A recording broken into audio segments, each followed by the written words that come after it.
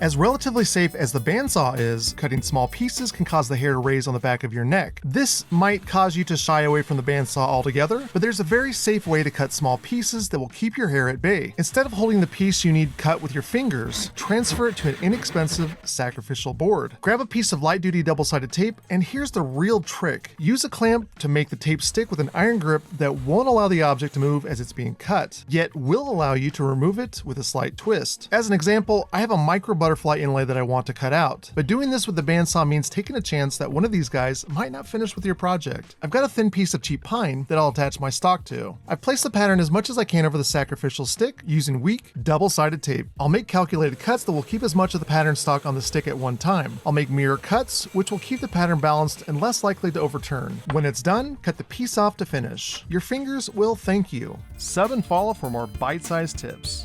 Keep making things.